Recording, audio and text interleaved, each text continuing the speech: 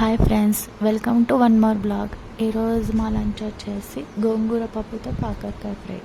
అది ఎలా చేసామో చూడండి. దానికోసం ముందుగా కందిపప్పు 2 గంటల ముందు నానబెట్టాము. కుక్కర్లో యూస్ చేసి ఇప్పుడు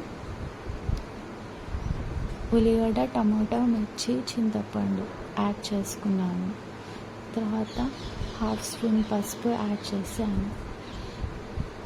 గోంగూర ఆకుల్ని ముందుగా కడిగి పెట్టుకొని ఇప్పుడు వేసుకున్నాను. ఇలాగా అంతా వేసుకొని చివరిగా 1 గ్లాస్ వాటర్ యాడ్ చేసుకున్నాను. ఇప్పుడు అంతా కలుపుకొని ఒకసారి మూత పెట్టేసాను.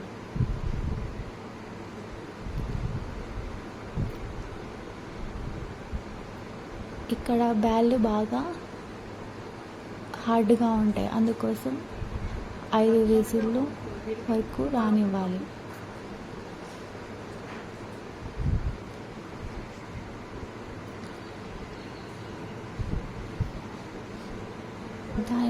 ఈ విజిల్స్ వచ్చే లోపల కాకరకాయ ఫ్రై కోసం కాకరకాయ పైన పీల్ తీసి పెట్టుకుంటాము. కాకరకాయ అంటే మా పిల్లలకి చాలా బాగా ఇష్టం. చేదుగా లేకుండా కొంచెం ఫ్రై చేసి కారం బాగా పడితే ఎంత ఇష్టంగా తింటారు. బాగుంటుంది. ఈలోపు కుక్కర్ విజిల్ కూడా వచ్చేసింది. బాగా మెత్తగా బ్యాళ్ళు కూడా ఉడికాయి. ఇప్పుడు కొంచెం సాల్ట్ యాడ్ చేసుకొని కాకరకాయ ఫ్రై కోసం ఆయిల్ హీట్ చేస్తున్నాను. ఇలాగా మెత్తగా పప్పు ఎనిపి పెట్టుకోవాలి. ఇప్పుడు కాకరకాయ సన్నగా తరుక్కున్న కాకరకాయని ఇలా ఆయిల్లో డీప్ ఫ్రై చేసుకోవాలి.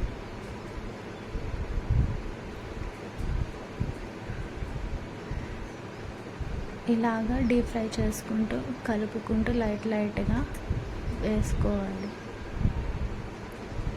ఇప్పుడు కారం పొడి కోసం కొబ్బరి పొడి, ఉప్పు, కారం, ఎల్లిపాయలు, జీరా అన్నీ పట్టి మెత్తగా పౌడర్ లాగా చేసుకోవాలి.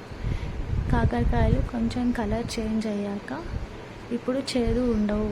చేదు బాగా పోయి మెత్తగా క్రిస్పీగా చిప్స్ లాగా అవుతాయి. ముందుగా పప్పుకి పోపు వేసుకుంటున్నాను. పోపు కోసం ఆయిల్ హీట్ అయ్యాక దాంట్లో కొన్ని జీలకర్ర, ఉల్లిపాయ ముక్కలు, ఎండుమిర్చి యాడ్ చేసుకొని ఫ్రై చేసుకున్నాను. ఇలా కలుపుకుంటూ ఆనియన్స్ కొంచెం రెడ్ అయ్యాక పోపు వేసేస్తున్నాను. అదే ప్యాన్లో కొంచెం ఆయిల్ యాడ్ చేసుకొని 1/2 స్పూన్ పసుపు, ముందుగా ఫ్రై చేసి పెట్టుకున్న కాకరకాయ ముక్కలు, కారం పొడి అంతా వేసి కలుపుకొని ఇలాగా సర్వ్ చేసుకోవాలి. అంతే, సింపుల్గా పిల్లలు బాగా ఇష్టంతో తింటారు. నచ్చితే లైక్